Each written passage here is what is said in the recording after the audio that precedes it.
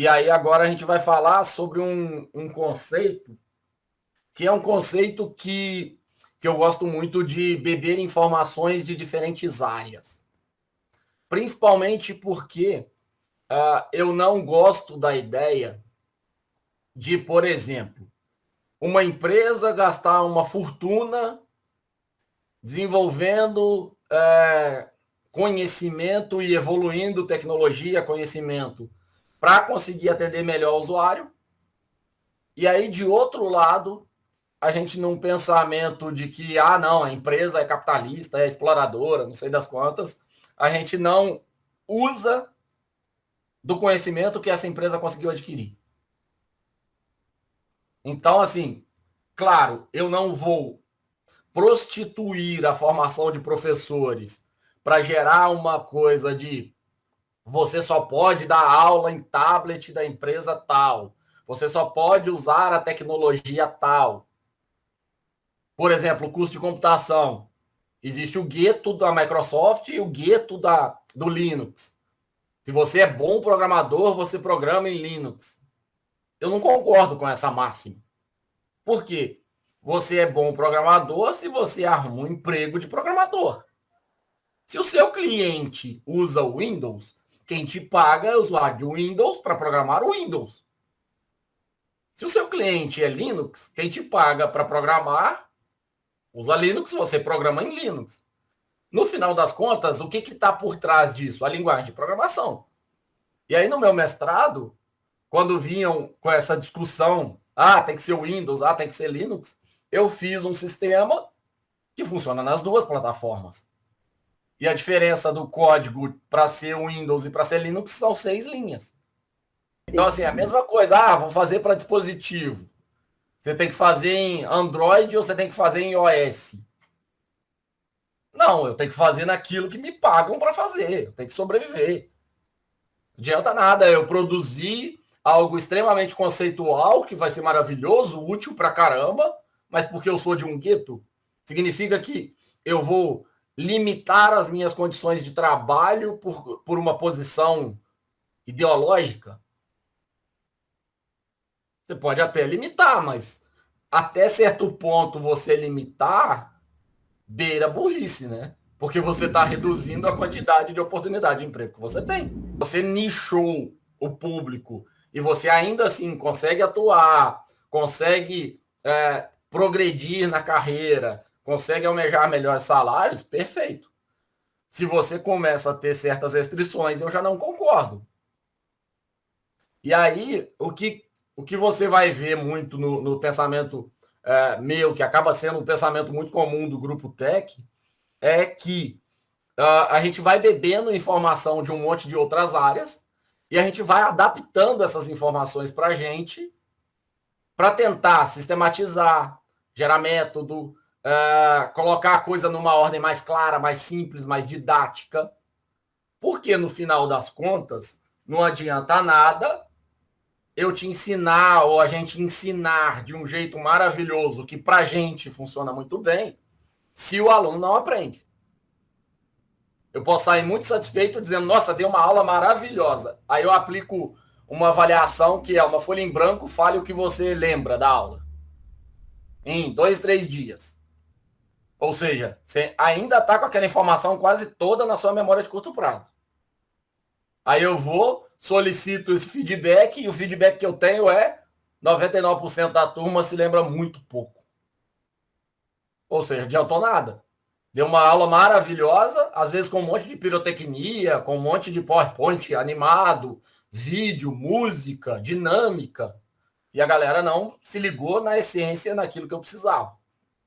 Então, por exemplo, eu não consigo imaginar um professor que não consiga, que não tenha a capacidade de ver o contexto. Porque o professor, ele precisa entender a realidade toda que está à volta dele. A aula dele não são 50 minutos. A aula dele começa quando o aluno acorda, quando ele próprio acorda, e a aula dele termina quando o aluno entregou para ele uma atividade. Que aí sim ele vai conseguir validar ou tentar se aproximar do entendimento se esse aluno memorizou alguma coisa, assimilou alguma coisa.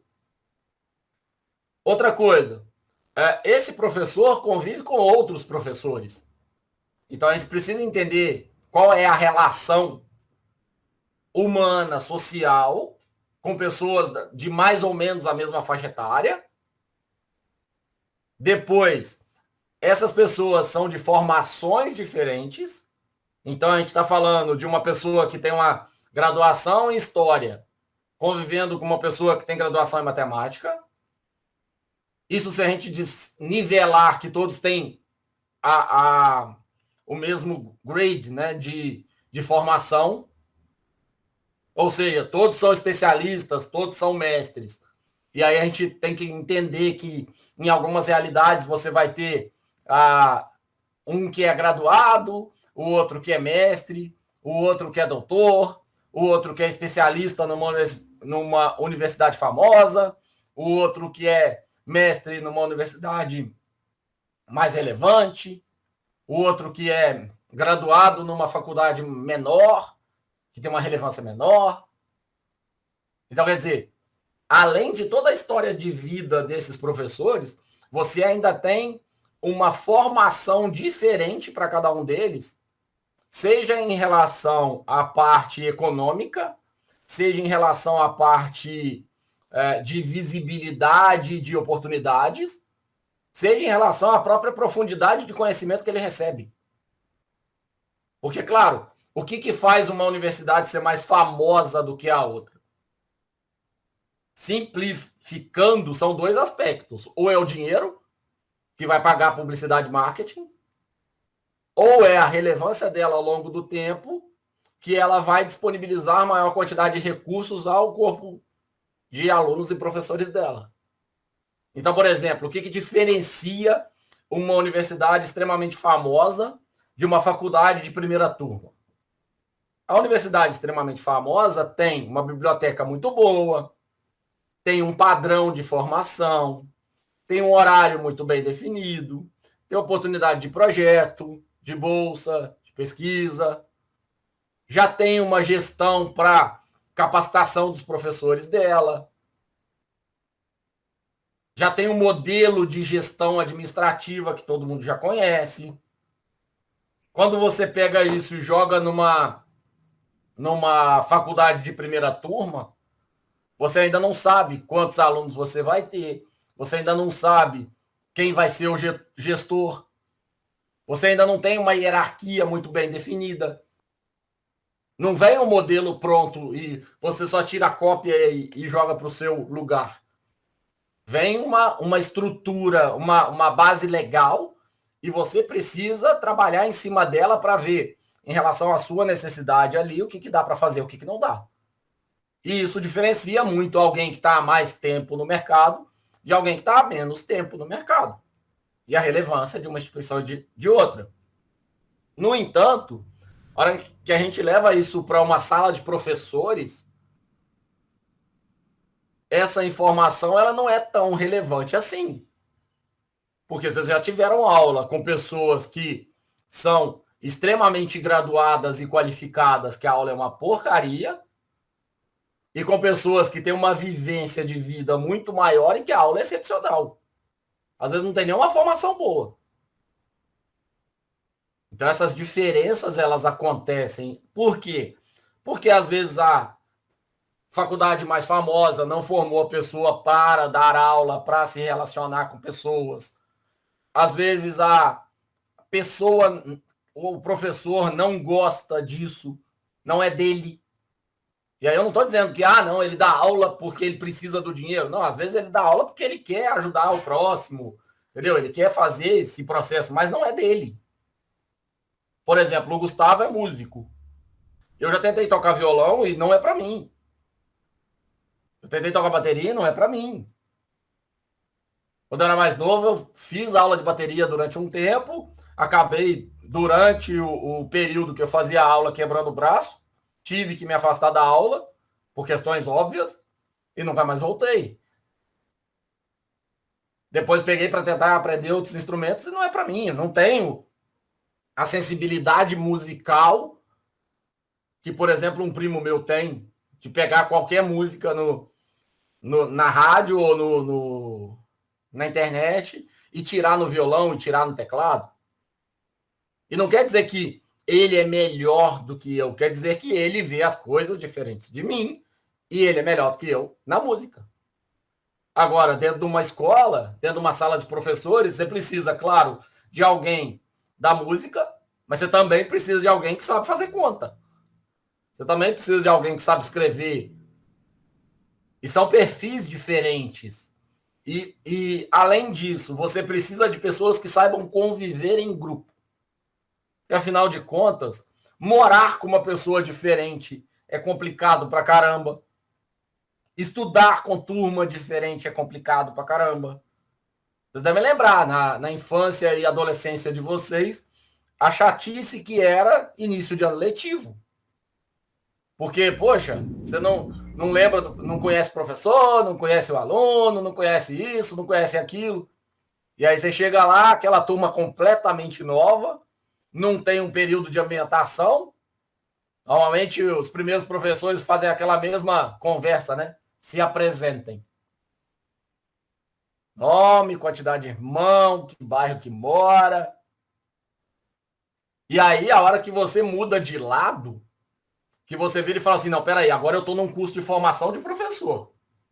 Aí agora você começa a olhar para essa situação do lado do professor.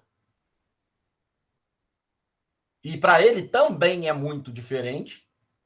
Para ele também é um primeiro dia que ele tem que tatear e tentar entender qual é o perfil de cada aluno que está ali, qual é a realidade que ele tem, quantos alunos ele tem, como é que ele vai conseguir conduzir a disciplina e coisas desse tipo. E mais, às vezes ele está mudando de bairro, às vezes ele está chegando de viagem, sabe? Ele tem a realidade dele também para mexer e adequar aquilo ali. E ele acaba fazendo isso como padrão. Você vira e fala, qual é a primeira aula que você daria? Ah, vou perguntar quem são eles para parecer que eu estou interessado na vida deles. Para ficar amigo, entendeu? Quebrar o clima, quebrar o gelo.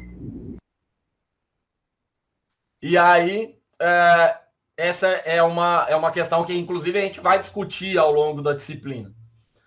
Depois, você tem, além desse convívio com os professores que, teoricamente, são da mesma geração que você tem um convívio com direção, com o gestor, com o diretor geral, com o diretor adjunto, com o coordenador pedagógico, com, se você estiver no município, com a Secretaria Municipal de Educação, e aí com o secretário, que em geral é um cargo político, e com, se você estiver no estado, com a Superintendência Regional de Educação, que também vai ter lá os seus cargos indicados e coisas desse tipo.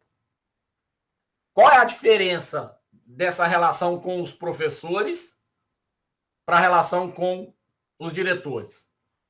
Primeiro, uma relação hierárquica que muda, de poder.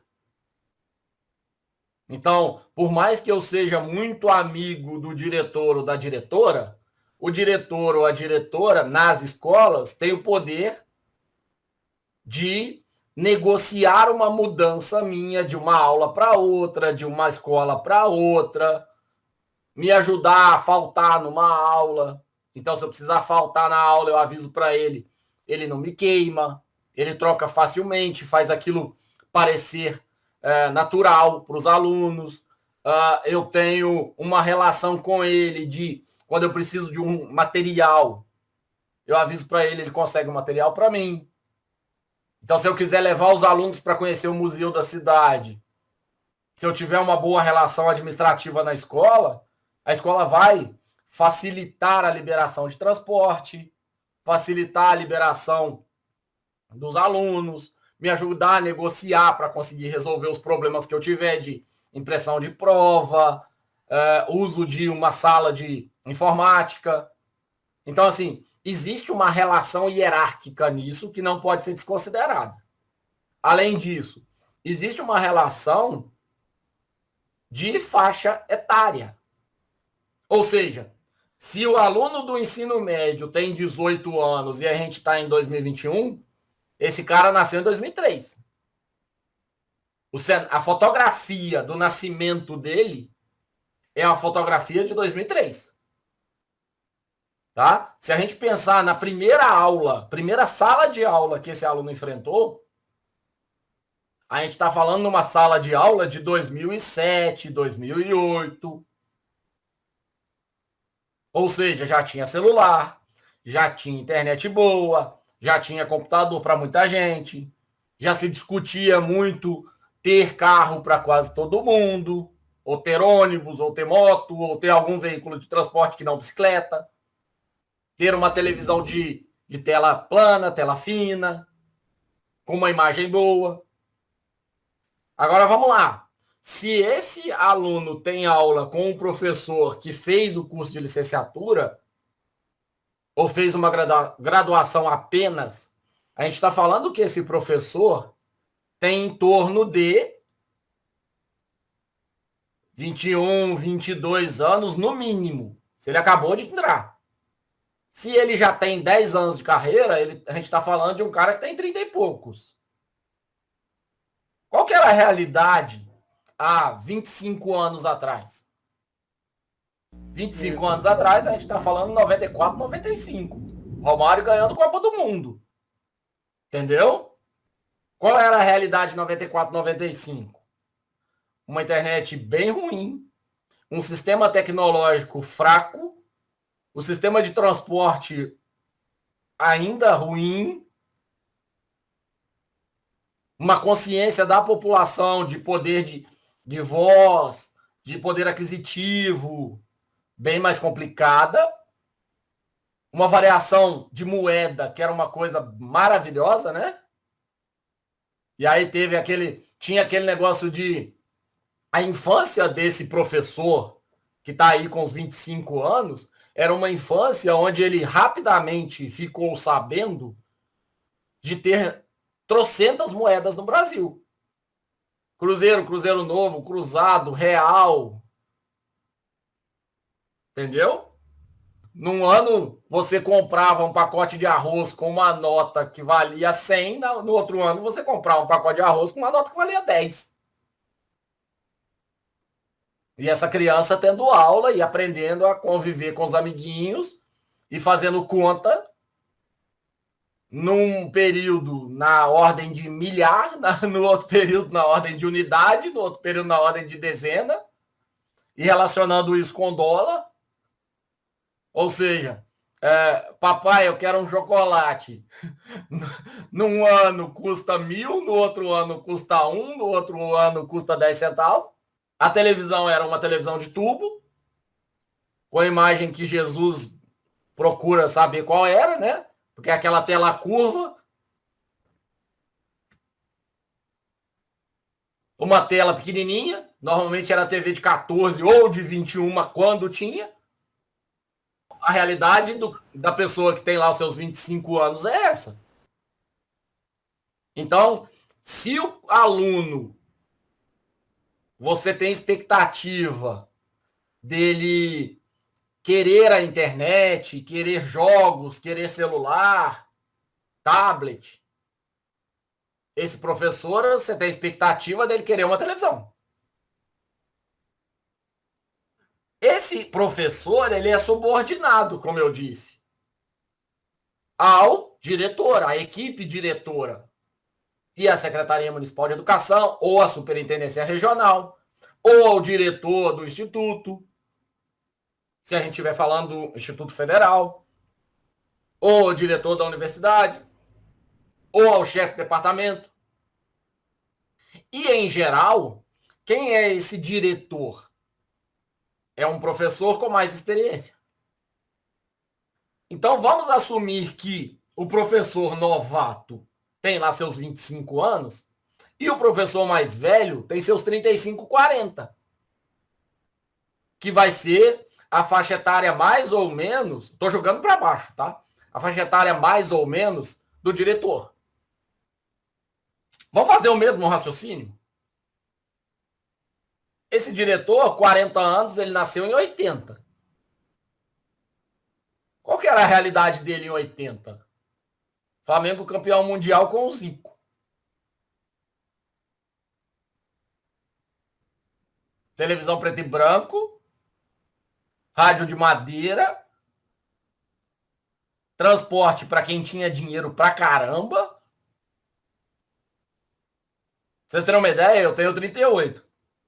A minha infância foi andando com meu avô de charrete para entregar queijo na casa das pessoas. E eu tô falando de uma cidade de 100 mil habitantes, de um cara que não morava longe da cidade, ele morava perto.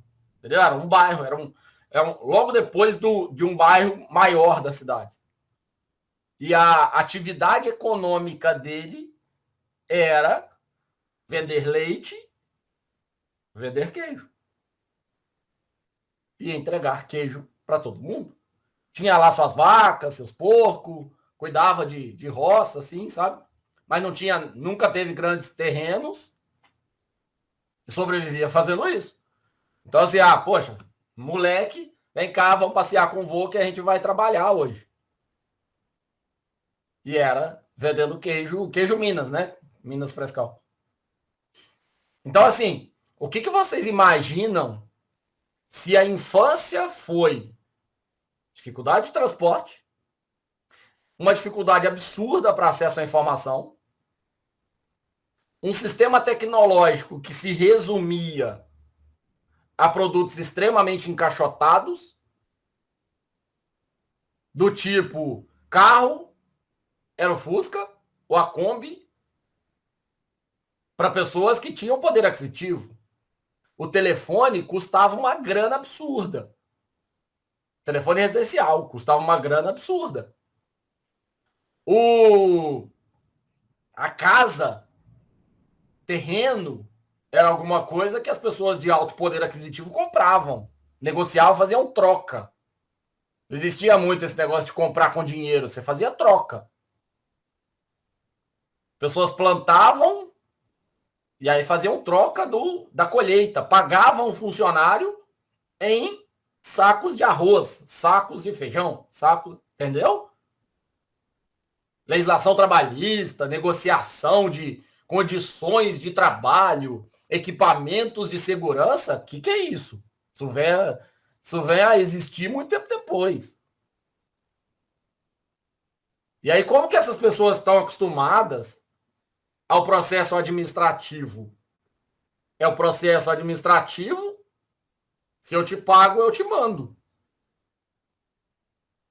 Como que essas pessoas estão acostumadas ao processo de tecnologia?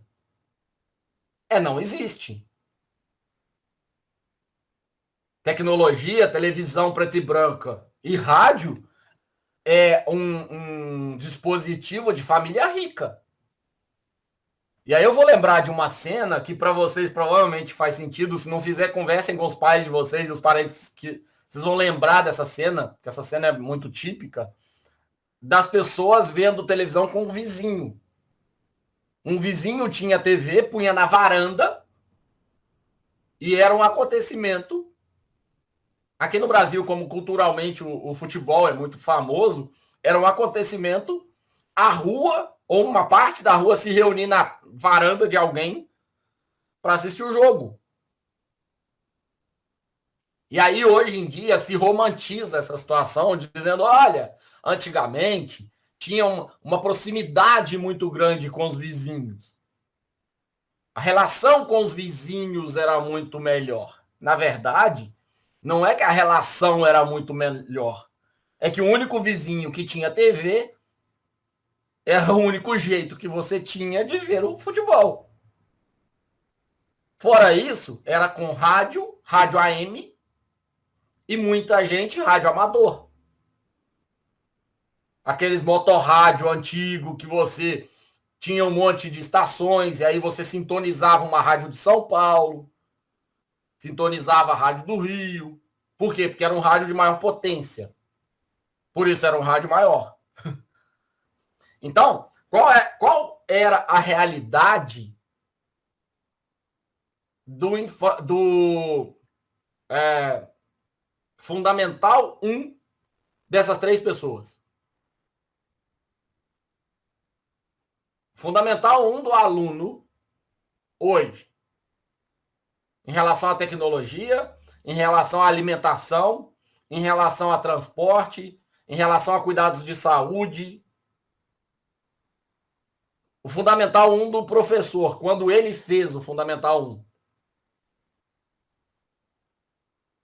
como é que funcionavam esses 4 eixos? O Fundamental 1 do diretor. E aí eu gosto de trazer essa informação para a gente parar para pensar o seguinte: qual é a expectativa que eu tenho quando eu, ao terminar o curso, ou seja, a gente está falando de uma disciplina de 4º período, que, portanto, a expectativa é que você termine a disciplina em mais pelo menos 2 anos. Se você termina a disciplina em 2 anos, vamos supor que consegue um emprego numa escola, você vai entrar para trabalhar nessa escola, em geral, em 2024, 2025. Em 2025, você vai dar aula de primeiro ano de Fundamental 1 para o aluno que nasceu em 2019.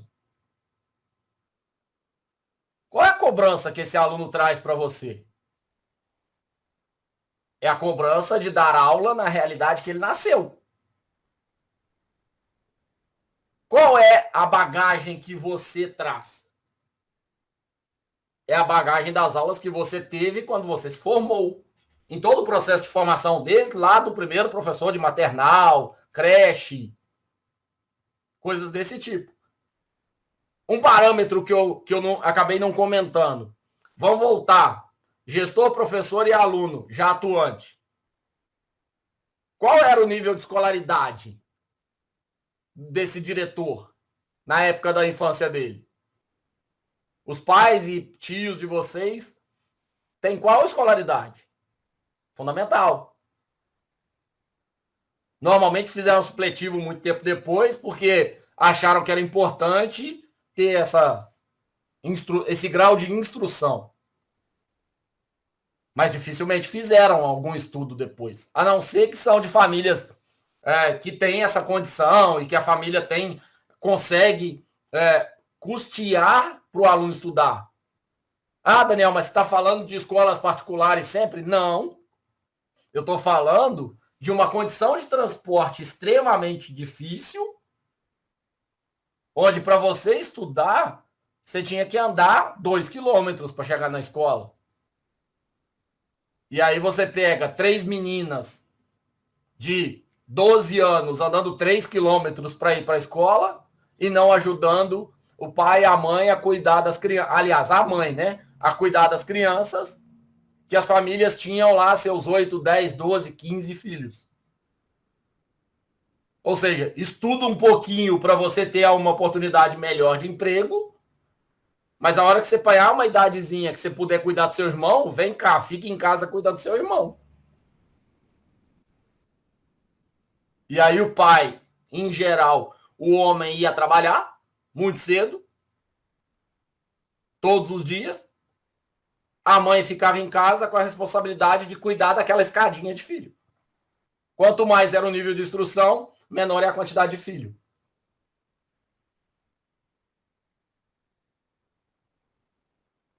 Estão conseguindo visualizar o cenário? Porque esse é um problema que eu identifico muito. Que a hora que a gente vai conversar com os professores, a gente conversa com os professores imaginando que eles deviam ter a cabeça da gente, no dia dos alunos da gente, dos alunos deles, e ser geridos, administrados, mandados por um gestor com a cabeça atual. Mas a gente esquece que toda a formação dessa galera vai interferir muito. Então, assim, você vai ter diretor e diretora que é mais amigável, mais acessível? Vai. É característica da formação e da geração dele? Não. Você vai ter professor que é mais antenado, mais atual, mais descolado? Vai. É característica da geração dele? Não. Então, a gente precisa perceber que a gente está lidando com uma situação que ela não é uma situação padrão. O professor descolado, ele é exceção no ambiente. E aí a gente vai dar 2 passos atrás para virar e falar, ok, vou chegar no momento de estágio. Quando você chegar no momento de estágio, o que você precisa ter em mente? Que você chegou nesse cenário que eu acabei de dizer. No cenário do aluno feliz pra caramba, porque tá chegando alguém diferente de uma universidade de computação que vai levar celular e tablet para ele e joguinho. No cenário de um professor que adoraria ter coisas atuais para levar para os alunos, porque os alunos pedem direto, mas não sabe. E aí fica doido com os colegas. Um ou outro colega que sabe, às vezes ele se aproxima, às vezes ele tenta se aproximar. Mas esse professor, ele tem uma situação de o tempo inteiro estar correndo atrás, porque o aluno nasceu muito depois dele e, portanto, foi criado numa realidade muito diferente da dele. Um diretor que, além de todas as tarefas, tenta resolver o problema de todo mundo,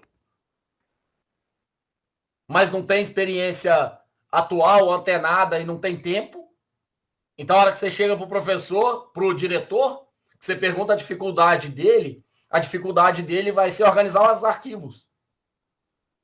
Você vai perguntar para ele a dificuldade dele, a dificuldade vai ser ajudar os professores. Por quê? Porque ele não consegue pegar esse professor de 25 anos e evoluir esse professor e essa professora 20 anos no estalar de dedos.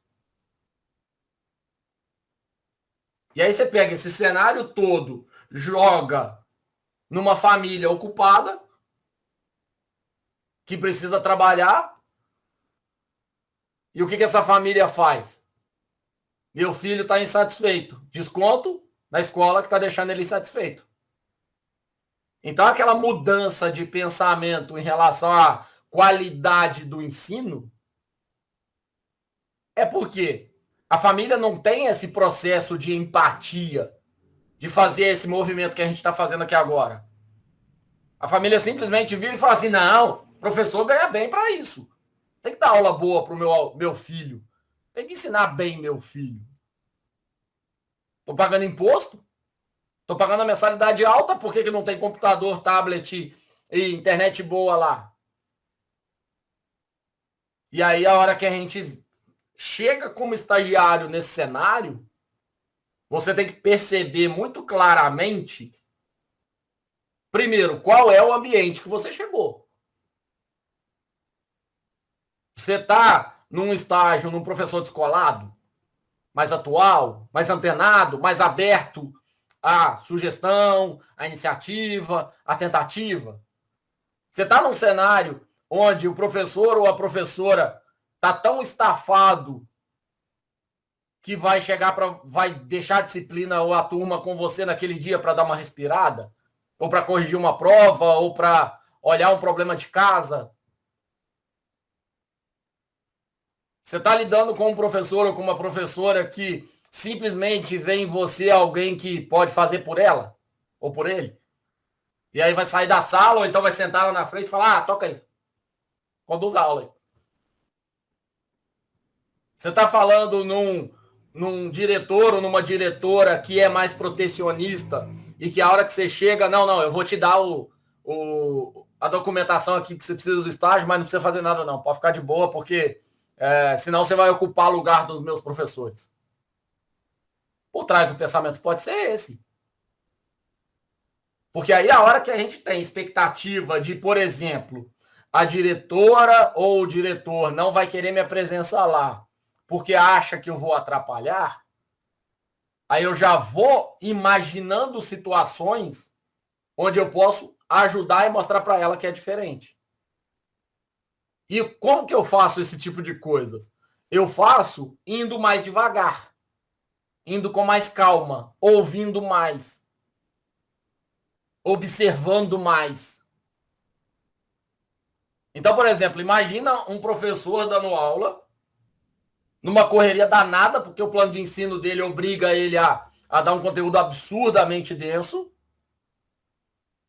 E aí, do nada, a direção, por um contrato com uma universidade, chega e fala, olha, o aluno tal, ou a aluna tal vai acompanhar a sua aula.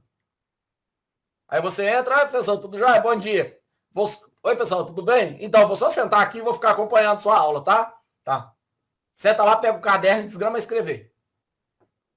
Fica parecendo o quê? Que tem um investigador dentro da minha aula para me denunciar, para me punir em algum momento, não é? Então, não é de se estranhar que o professor tenha uma atitude defensiva. Porque se a gente estivesse exatamente na mesma situação dele, a maior parte de nós teria a atitude defensiva. Porque não é que essas situações todas que eu estou comentando vão deixar de acontecer. É que se eu estou lidando com um professor ou com uma professora que não vê problemas na minha presença, é uma pessoa amigável, me recepciona bem, conversa bem comigo, me explica uma coisa, é mais simpática, é mais gentil, eu posso sentar e escrever.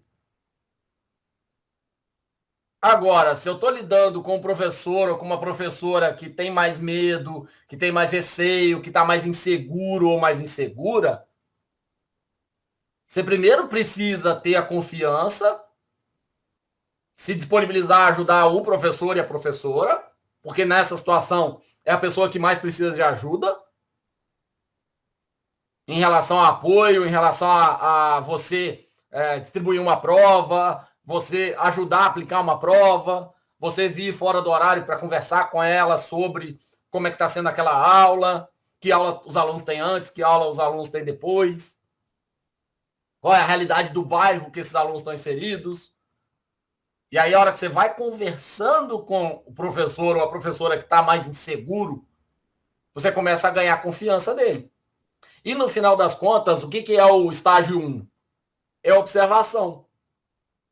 E aí eu gosto muito da ideia dos estágios como duas coisas fundamentais para o mundo de hoje. Coisa número 1, experiência de trabalho, que a hora que você se forma é a solicitação que todas as empresas vão fazer. Quanto tempo você tem de experiência? E aí a resposta padrão é nada. É o meu primeiro emprego, estou procurando o meu primeiro emprego. E a resposta correta é 2 anos de estágio. Ah, mas você não trabalhou em nenhuma empresa? Contratado não, mas eu trabalhei durante 2 anos de estágio. Não, mas espera aí, como é que foi seu trabalho? Eu tinha relatório para fazer, eu tinha aula para dar, eu tinha planejamento de atividade para fazer, eu tinha avaliação para fazer, eu tinha um supervisor na escola, eu tinha um supervisor no curso, e eu tinha uma nota associada ao meu desempenho semestral. É exatamente o que se faz num trainee. Exatamente o que se faz num trainee. O que vai mudar do trainee para o estágio é a quantidade de salário e a função que você está fazendo.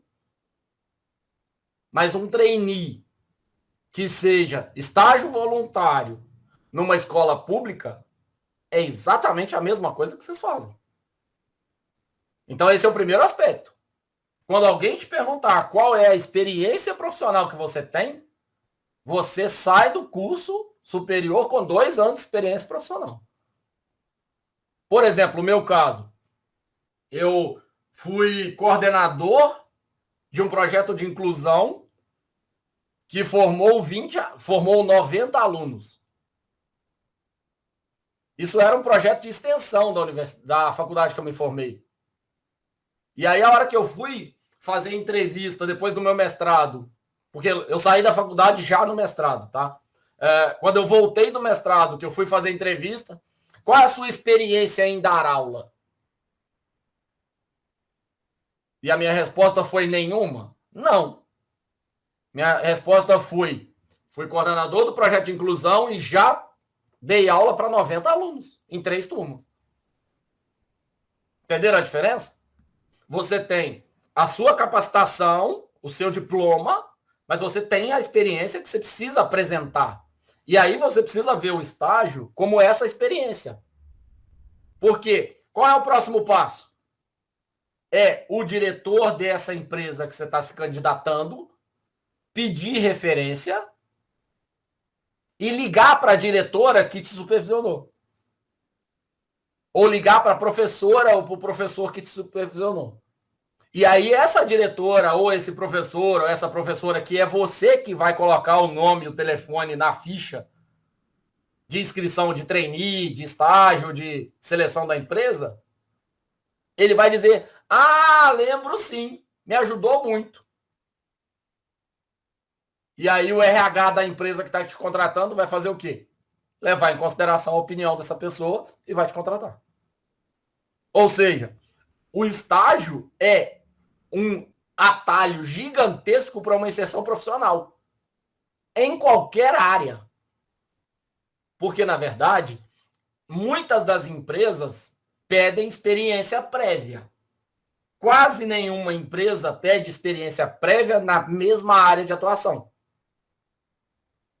Quase ninguém vai virar e falar assim, você já programou web em empresas de software? Não, a pessoa vai perguntar, qual que é a sua experiência profissional? Aí você diz, 2 anos em estágios, em 4 escolas. Mas qual que é a sua experiência em programação web? 6 meses. O meu estágio 3 foi realizado na escola tal, e nessa escola tal eu desenvolvi um jogo web e foi aplicado o produto que foi desenvolvido e foi avaliado a opinião dos usuários. Aí o cara da empresa vira e fala assim, nossa, de fato. Pode não ser um sistema robusto, pode não ser um sistema com uma equipe de programação, pode não ser um sistema na linguagem de programação que eu queria, mas você, de fato, tem uma experiência e você tem já atuou profissionalmente, programando, testando, avaliando a opinião do usuário, documentando e para público externo. Agora, vamos lá, compara o seu perfil com o perfil de um bacharel. O bacharel não fez estágio em lugar nenhum. O bacharel, ele tem projeto de pesquisa e bolsa. Então, ele pode dizer que experiência você tem com programação web. Não, eu fiz um projeto de pesquisa que era desenvolver um sistema web. Ok. Agora, ele teve relação com o usuário? Não. Ele teve relação com o cliente? Não. Ele teve relação com o grupo de pesquisa dele. Entenderam a diferença? Então, assim, você está concorrendo em muitíssimo alto nível com um bacharel. Sendo que você está saindo muito na frente em relação a toda essa questão de atividades envolvendo locais diferentes, usuários diferentes, demandas diferentes, ter supervisão de pessoas diferentes. Está numa hierarquia gigante. Porque você tem que prestar conta na escola, você tem que prestar conta na universidade. E aí assim, Daniel, mas a diferença maior vai acontecer quando eles vierem me perguntar sobre a qualidade do meu código. Essa é uma outra parte do processo seletivo. Que é onde vão avaliar a qualidade de cada um enquanto programadores, enquanto modelistas, enquanto engenheiros, enquanto designers. É uma outra parte do processo. E isso vai muito de cada área de atuação. Então, por exemplo, você espera que o bacharel ou o licenciado tenha melhor habilidade em banco. Para mim é a mesma coisa. Eles têm a mesma disciplina? Vocês têm exatamente a mesma quantidade de disciplinas que o bacharel. Em redes, vocês têm exatamente a mesma quantidade de disciplina que o bacharel. Ah, Daniel, mas quais são as diferenças? Bom, o bacharel tem disciplinas mais hardcore do que vocês. Compiladores é uma disciplina que vocês não têm, que o bacharel tem. Agora, vamos lá. Quantas pessoas vocês conhecem que trabalham programando compilador? Raras, raras, raras, raras. Quantas pessoas vocês conhecem que trabalham com máquina de estados finitos, linguagens formais e autônomos, teoria da computação? Tem um nicho muito específico. Aqui a gente não tem disciplina disso. Então, é claro, um curso de licenciatura, você substitui algumas áreas do bacharelado pela formação pedagógica. Agora, quer dizer que vocês não podem concorrer nas áreas que vocês atuam, seja na linha de licenciatura, seja na linha de exatas, de computação? Não. Algoritmos de estrutura 1 e 2, vocês todos fazem. Em bacharelado, em engenharia, em licenciatura, todos fazem. E vai dizer que a disciplina do bacharelado é mais difícil. Coisa nenhuma. Disciplina do bacharelado e disciplina da licenciatura é tão difícil quanto o professor que está acompanhando. Não está escrito que a avaliação tem que ser numa prova com um código impossível de fazer. Eu já dei aula de disciplina da mesma disciplina e um outro colega deu a aula dela. Na minha disciplina, os alunos passavam com uma avaliação muito mais difícil do que a do meu colega. Pra vocês terem uma ideia, lá no Paraná, a gente teve um problema, que foi um problema gravíssimo. Eu dava aula para uma turma de engenharia de produção. E a coordenação da turma de engenharia de produção criou duas disciplinas e chamou de computação 1 e computação 2. Engenharia eletrônica, na verdade. Computação 1 e computação 2. Pegou o nosso curso inteiro e colocou como plano de ensino de computação 1 e plano de ensino de computação 2. Por quê? Porque o coordenador esperava que, a partir de computação 2, os alunos de engenharia eletrônica trabalhariam com com Arduino e com programação de dispositivos eletrônicos, placas e coisas do tipo. Quando eu peguei para ver a ementa e o plano de ensino, eu achei aquilo meio louco. Sabe? Era inacreditavelmente tenso. Para um curso que não é da nossa área. E para uma turma grande. Grande do tipo, me pediram para ter uma turma de 52 alunos. Então, assim, imaginem uma disciplina de 6 meses para um curso que não é nosso, de algoritmos e estrutura 1, para uma turma de 52 no laboratório de uma vez. Não são duas turmas. E aí, assim, cheguei, peguei a disciplina, comecei a dar aula, bolei atividades que dava para fazer em dupla, em trio, para conseguir acompanhar mais perto, onde eu conseguia acompanhar o que cada um dos membros da dupla ou do trio fazia, em geral dupla. Cada um dos membros da dupla fazia, dava uma avaliação no final para poder não ter dúvida em relação ao desempenho individual, se por acaso os trabalhos em dupla me atrapalhassem de ver e coisas do tipo. E aí, assim, em determinado momento, eu saí dessa disciplina da computação 2 e um professor, um outro colega lá assumiu. Quando esse outro colega assumiu a disciplina, eu falei, tranquilo, resolveu. Eu nunca tive apego, tá? Eu não tenho apego a disciplina nenhuma. E aí, assim, o que acontece? Esse outro colega assumiu a disciplina, uma disciplina de 4 meses,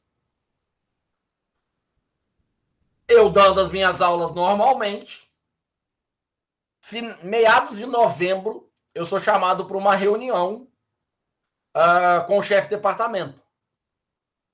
E o chefe de departamento disse, Daniel, a gente está com um problema muito sério. Estava o chefe de departamento, o coordenador do curso de análise de sistemas e o coordenador do bacharelado, que eram os 3 cursos core, né, de onde eu trabalhava. E aí, assim, dava um monte de aula para outros cursos, mas era basicamente isso, que era a quantidade maior de aulas que eu dava. E aí, os 3 me chamaram, falaram, olha, a gente está com um problema muito sério. O professor que te substituiu na disciplina, ele não veio dar aula no último mês e meio, e a gente só tem 2 saídas. A saída número 1 é cancelar a disciplina para a turma inteira, o que vai gerar um atraso na progressão do curso da turma inteira, porque essa disciplina é pré-requisito para toda a parte de Arduino. Ou você assumir essa disciplina faltando um mês para acabar e você organizar do jeito que você conseguir para cumprir o plano de ensino. E aí eu falei, cara, mas os alunos vão me odiar. Não tem o que fazer.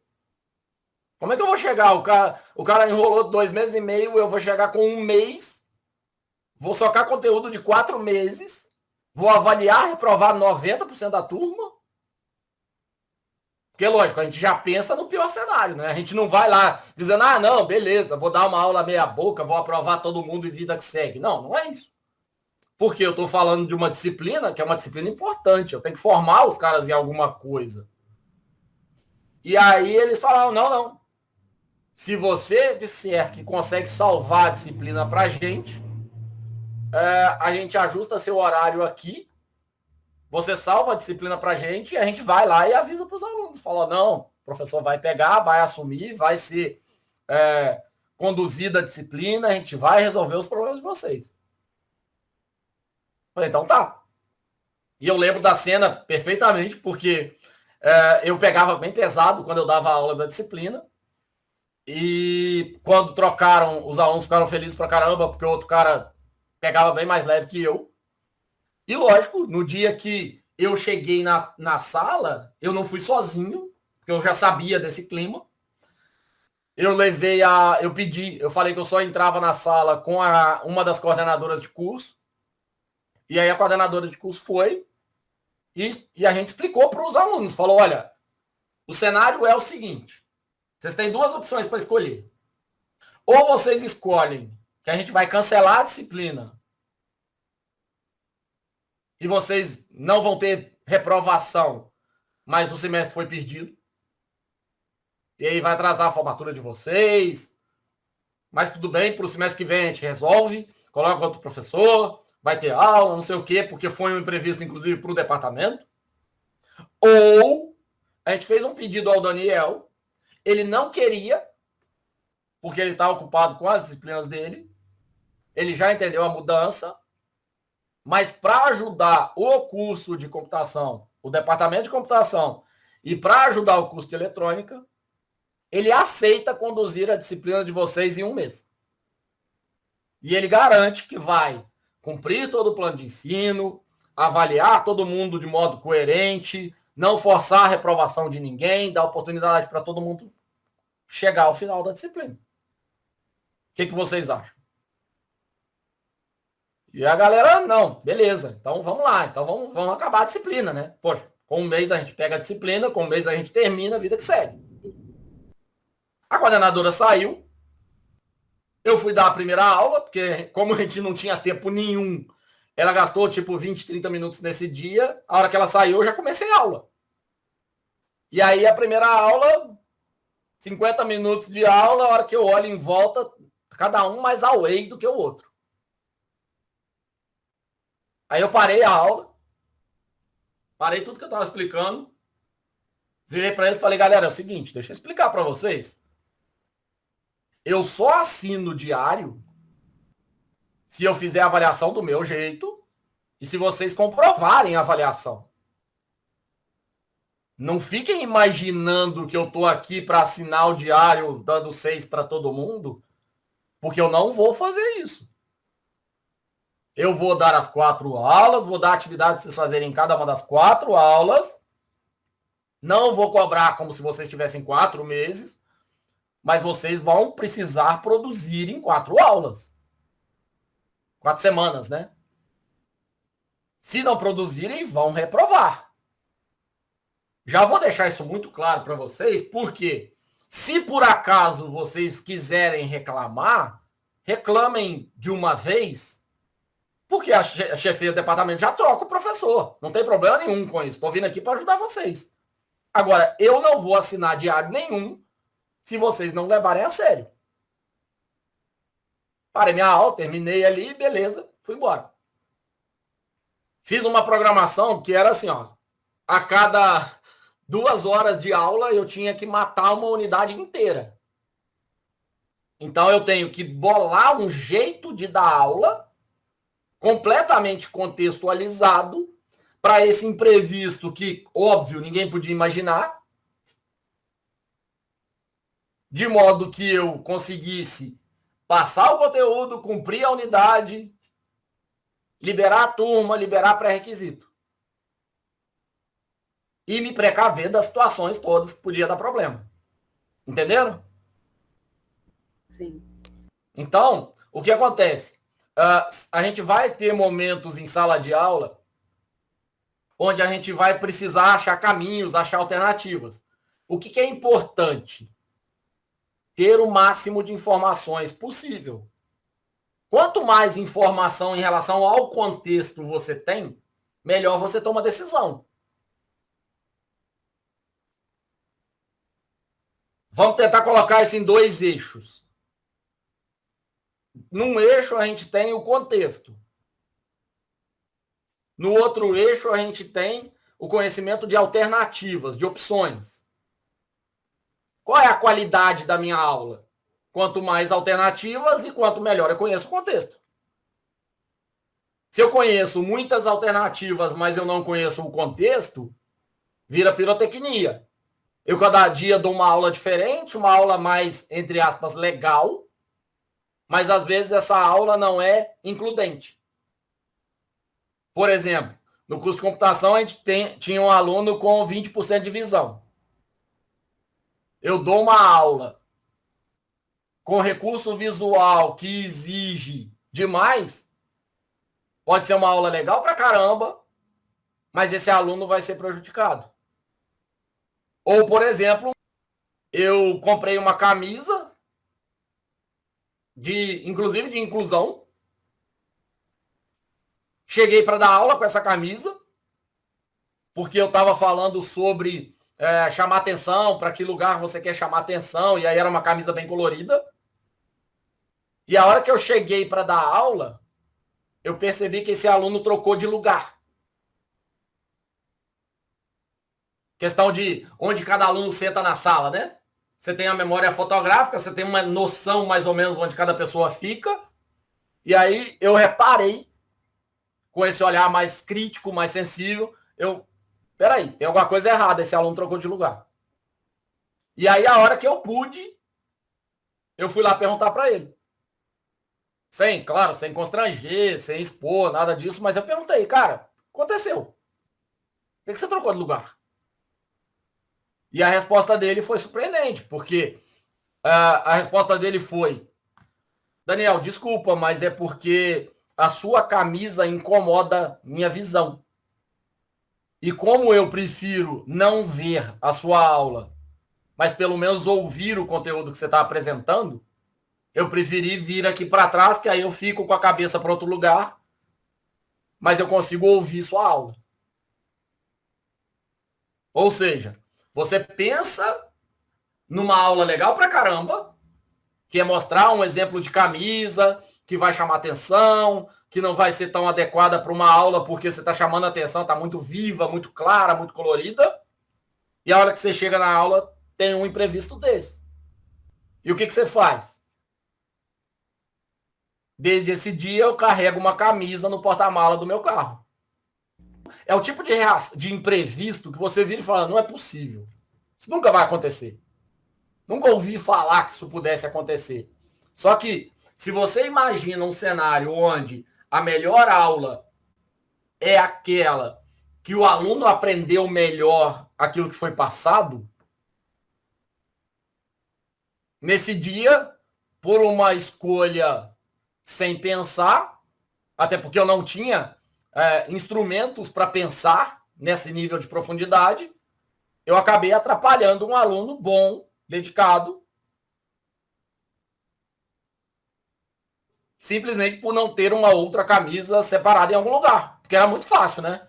Parar a aula e virar e falar, galera, só um minutinho, eu vou precisar ir no banheiro. E aí você pega, sai, vai no carro, pega a camisa, ou então pega na sua mochila outra camisa, vai no banheiro, troca, pronto, vida que segue. A aula continua. Então, o que a gente consegue perceber com esse cenário todo? Que existem muitas alternativas didáticas que a gente pode escolher, mas essas alternativas didáticas, sejam elas tecnológicas ou não, precisam levar em consideração esse contexto todo. E esse contexto todo envolve, por exemplo, entender quais são as músicas que o meu aluno escuta. Qual é a programação de TV que esse aluno vê? Quais são as brincadeiras que esse aluno tem no contraturno, no horário alternado da aula? Por quê? Porque entender do contexto vai muito mais de você conseguir trazer o cotidiano do seu aluno para dentro da sala. E a hora que você percebe que você é de uma geração diferente dos colegas professores, dos alunos, dos familiares deles, dos gestores, e que, portanto, a gente está colocando no mesmo ambiente pessoas com experiências de vida muito diferentes, mas com formação em ambientes diferentes, você começa a virar e falar assim, beleza, então agora eu vou começar a entender melhor o lado do outro, porque eu preciso que o outro aprenda. Então vamos imaginar que o aluno é um ser onde eu consiga favorecer a aprendizagem dele.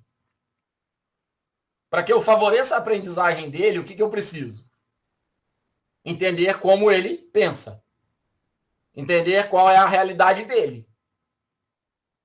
E aí eu vou começar a apresentar a ele coisas que ele gosta. Em contrapartida, ele vai acabar gostando mais de mim. Em contrapartida, ele vai acabar gostando mais da minha aula. Em contrapartida, ele vai acabar gostando mais do meu conteúdo e aprendendo melhor.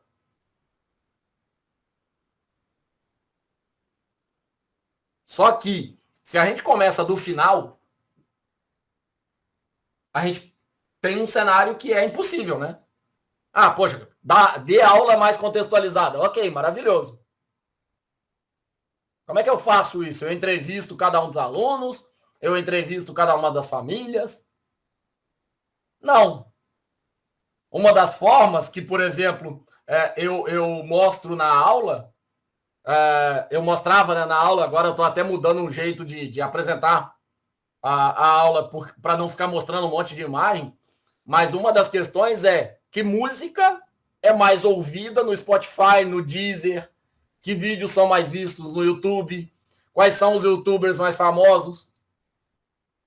Se tanta gente no Brasil escuta a música que ela é top 10, a chance do meu aluno escutar a música é muito grande, porque os pais dele podem ouvir e ele está no mesmo lugar.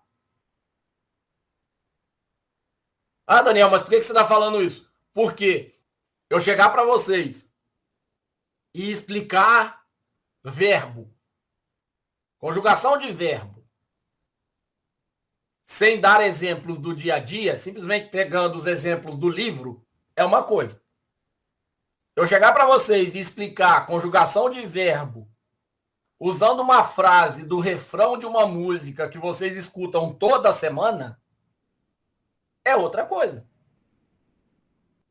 Porque eu estou gerando em vocês a curiosidade por aquele conteúdo que eu estou apresentando. E aí vocês começam a ver que, não é uma sequência de palavras. Tem uma ordem por trás, tem um entendimento por trás, Tem palavra ali que é colocada errada e é falada errada por uma questão musical. Você dá ênfase numa sílaba ou na outra sílaba porque você está falando de harmonia. E aí, a hora que você traz essa informação para a sala de aula para explicar português, aí a pessoa vira e fala, pô, legal isso aí, curioso, hein? Um aluno olha para o outro e fala, será que aquela outra música também tem? E aí, na outra semana, o aluno te procura, ou no final da aula, o aluno te procura, professora, eu queria aprender isso aqui. Simplesmente porque você, de modo muito consciente, foi atrás daquilo que o seu aluno faz. Ah, Daniel, mas eu não consigo ir atrás do que o meu aluno faz. É difícil pra caramba receber essa informação. Na maior parte das vezes. Porque, poxa, moleque de 12 anos, como é que eu vou acompanhar ele no bairro dele se eu moro em outro bairro, em outra cidade? Eu dou aula em 5 escolas? Ou eu dou aula em 3 escolas? Como é que eu vou acompanhar a realidade de cada uma das minhas turmas? Aí você tem as atividades coringa. Que é você chegar num dia, virar e falar, galera, é o seguinte, não quero saber o que vocês fizeram nas férias, não. Eu quero que vocês usem verbos na primeira pessoa do plural e na primeira pessoa do singular para explicar o que vocês mais gostaram que vocês fizeram ontem.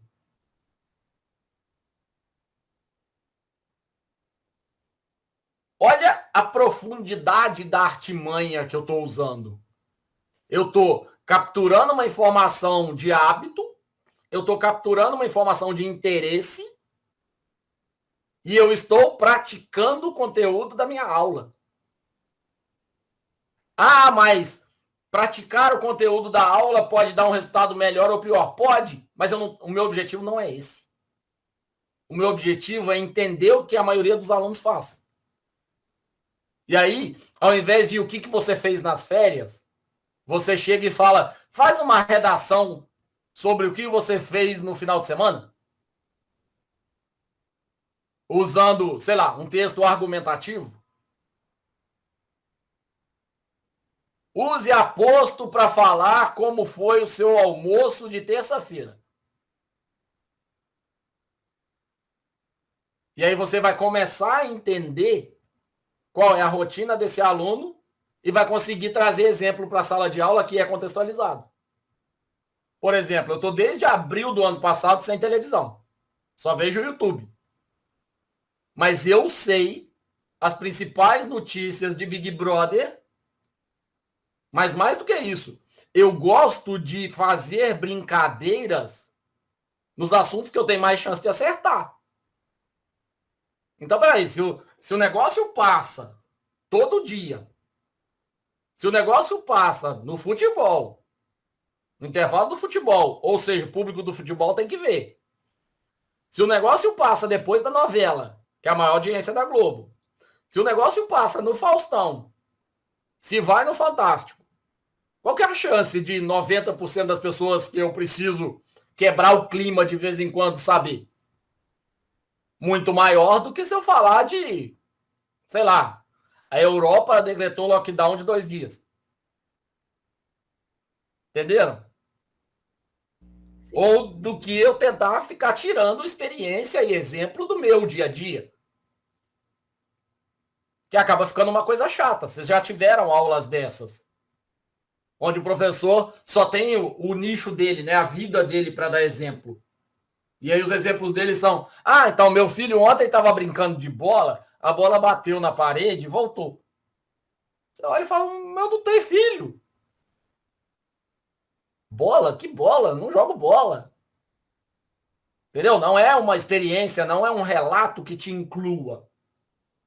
Agora, a partir do momento que você começa a ir tateando, a ir experimentando, descobrir o que o seu aluno faz, e o mesmo serve para os professores, seus colegas, para os gestores que você trabalha e para os seus parceiros, colegas de projeto, colegas de pesquisa, você começa a ter empatia, você começa a ter assunto para conversar. Você chega numa sala de professores, vai conversar sobre o quê? Aquele assunto mais chato impossível. De depois de aula, depois de prova. Sala dos professores, na maior parte dos casos, é o mesmo clima de depois de prova. E aí, tudo bom? Como é que foi sua aula? Como é que foi sua viagem? E a família, tá bem? Os alunos participaram? Como é que eles estão? Que é um assunto chato. Você uma hora ou outra parar para conversar sobre isso, porque você tá com uma turma diferente, num momento diferente, você não conhece direito, ok. Agora, todo dia, sei lá, você fala da comida, você fala da viagem, você fala de notícia, de política, de cultura, de esporte, você fala de qualquer coisa, mas pelo amor de Deus, eu dei aula a manhã inteira. Eu vou sair para almoçar durante 1 hora. Eu vou voltar para dar aula a tarde inteira. E você ainda quer que eu vá para um lugar onde eu vou relaxar, conversando sobre, nossa, o aluno participou pra caramba. Nossa, fulano faltou de novo. Ah, o trabalho do fulano tá rendendo. Para, calma, não é assim não. Do mesmo jeito que é cansativo para os alunos, é cansativo aos professores esse clima. E quanto mais você conhece a realidade do aluno, melhor são as experiências que você faz e melhores são os resultados.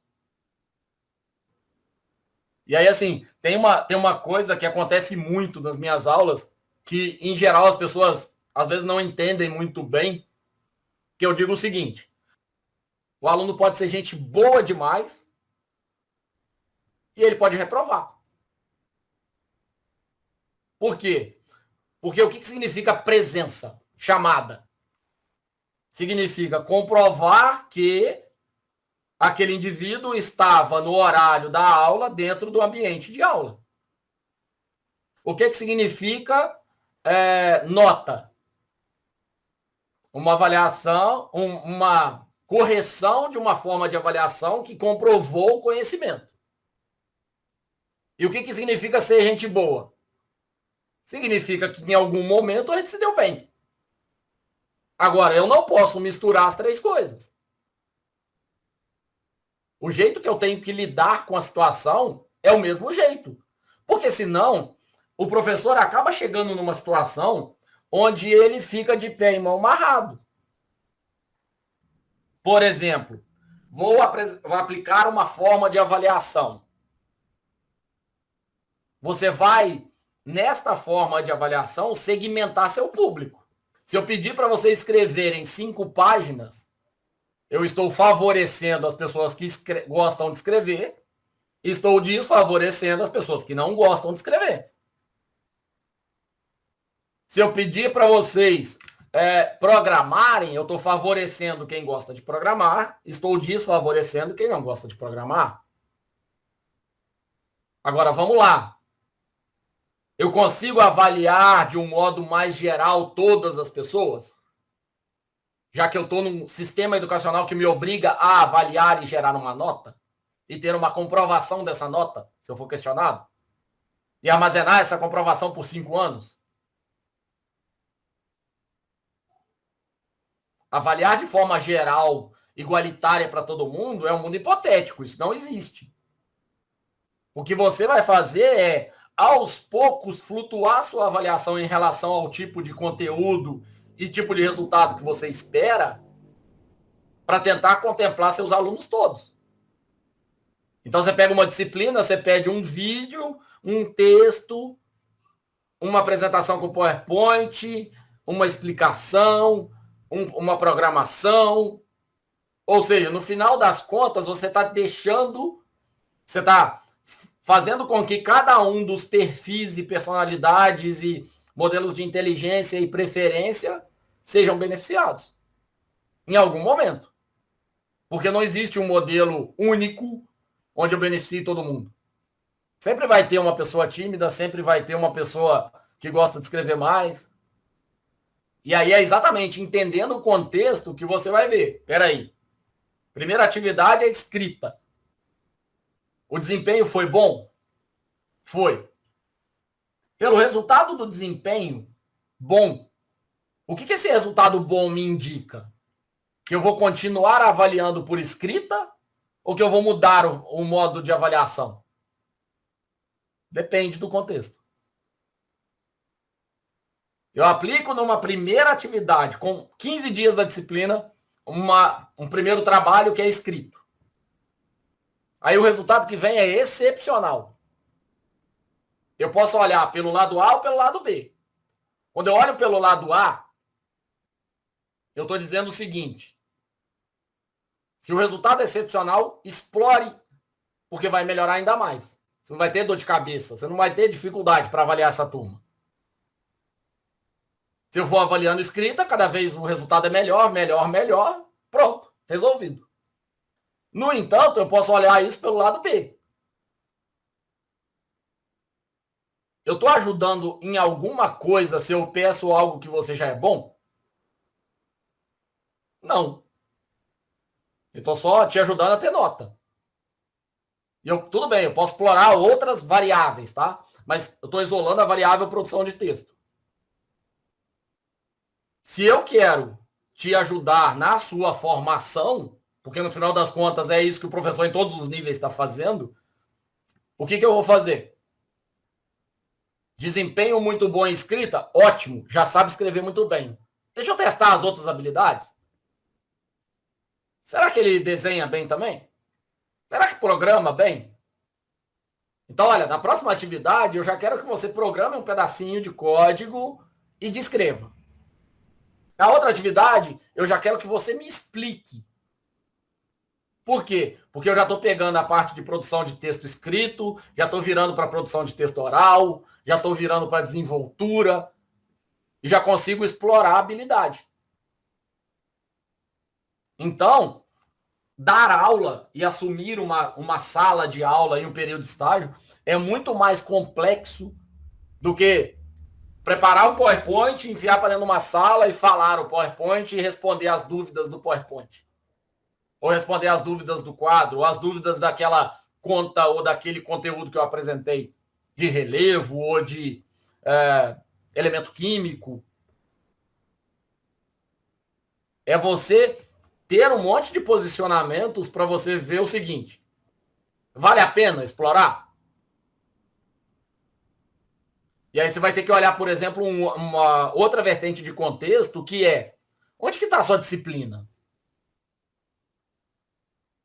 Essa disciplina, ela é uma disciplina pré-vestibular?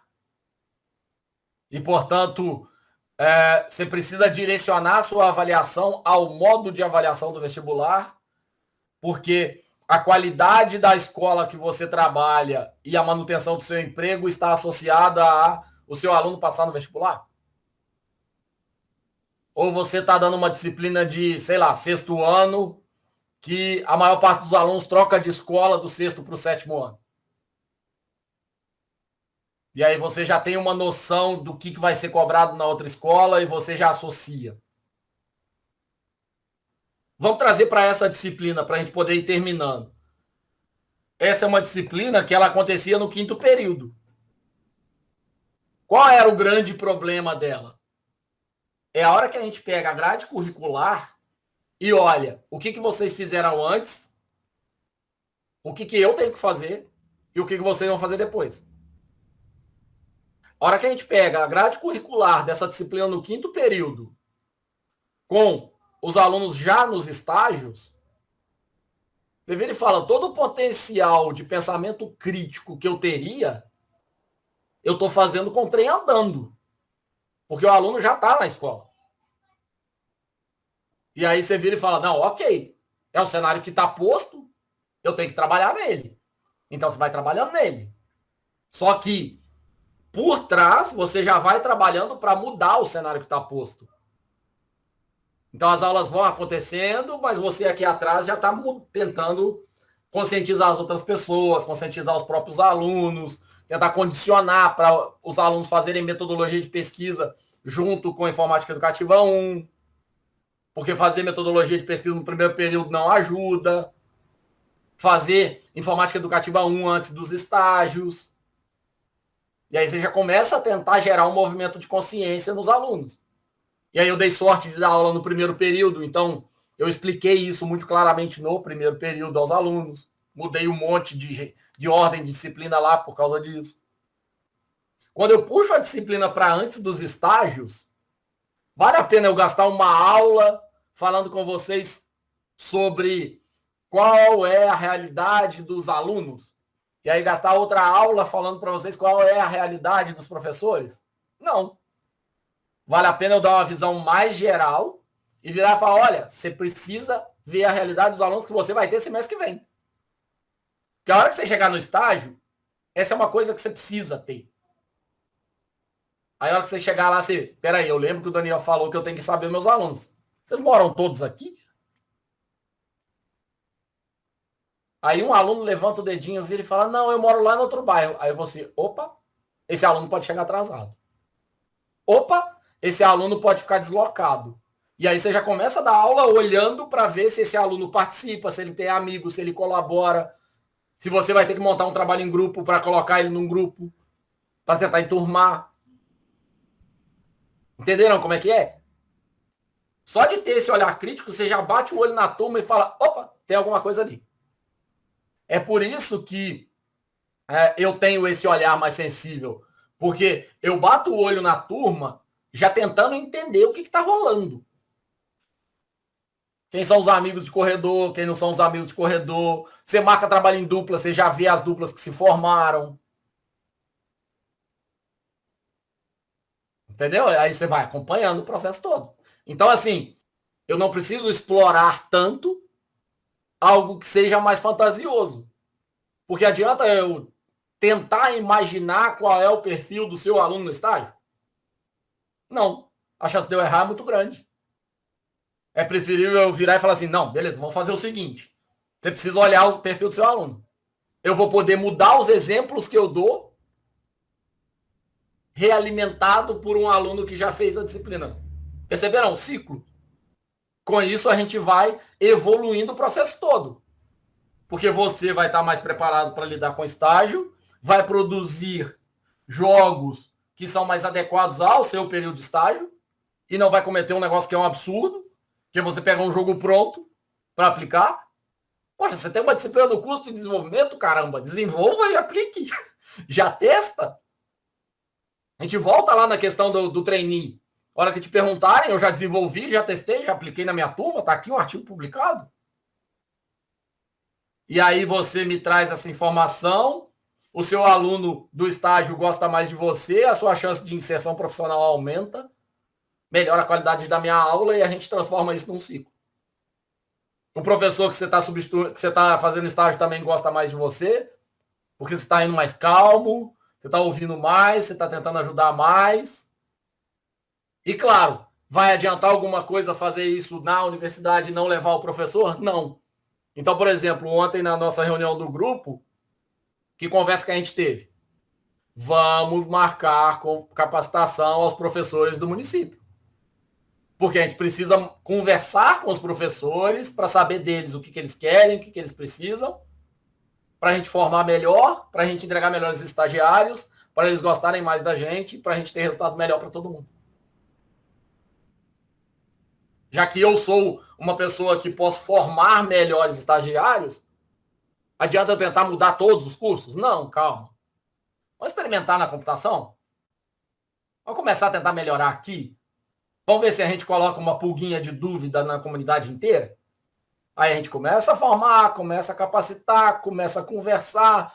Daqui a pouco a gente começa a gerar sem nenhum tipo de conversa direcionada, tá? A gente não chega para o diretor e fala, eu vou formar o melhor estagiário para você. Não chega para o professor e fala, não, dê mais abertura aos estagiários da computação. Não chega na turma e fala, vou formar melhores estagiários do instituto. Não, nada disso. Você vai só trabalhando devagarinho. Daqui a pouco você colocou aquela pulguinha incomodante pra caramba dos caras das escolas dela e fala assim, peraí, eu tenho quantos estagiários? 5? Ah, tem um da computação? Bota ele na minha turma. Ah, tem estagiário da computação? Ah, minha escola está precisando de estagiário? Porque, óbvio, que a gente tem escola que precisa de um estagiário muito mais para atuar junto ao professor de história. Outra escola precisa de um estagiário muito mais para atuar com aluno problema. Outra escola precisa de estagiário para atuar em janela de horário. Tem muita falta de professor, tem muita dificuldade. E a gente pode formar, capacitar, organizar as coisas melhor aqui. E a gente organiza melhor aqui e entrega melhor.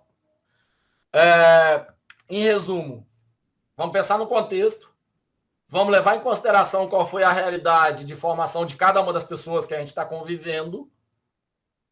E aí, se a gente não tiver esse pensamento da complexidade toda, a nossa aula é muito ruim.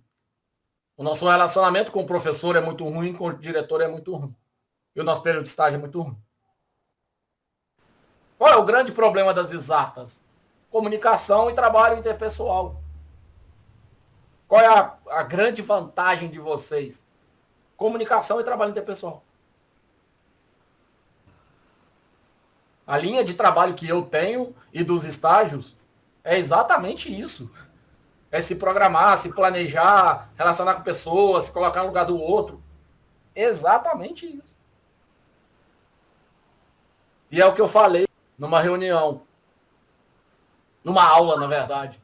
Falei, você prefere contratar o melhor programador, mas que não consegue colocar ele numa reunião com o cliente? Ou você prefere contratar um programador que não é tão bom assim, mas que você chama ele em 2 minutos está na frente do cliente? A gente precisa conversar com áreas diferentes. Como é que a gente conversa com áreas diferentes? Entendendo o linguajar deles. Que é uma coisa que o bacharel não tem. O bacharel não consegue sentar com um geógrafo e conversar com um geógrafo. Não consegue sentar com um biólogo e conversar. Aí você pega numa mesa um bacharel em computação, um geólogo e um biólogo. Ou ele sai para fazer churrasco, ou então ele chama um intérprete. Os caras não entendem o que falam um ao outro. Entendeu? E aí cabe a gente virar e falar, pô, peraí, calma. Esse é um lugarzinho que me interessa. Se o cara não sabe ocupar, eu sei. Então vamos lá, apareceu um evento da geografia, vou assistir. Apareceu um evento da biologia, também vou. Deixa eu ver se é para mim. Aí daí a pouco você vira e fala, não, peraí, eu consigo ficar nesse meio aqui. Entendeu? Dá para conversar.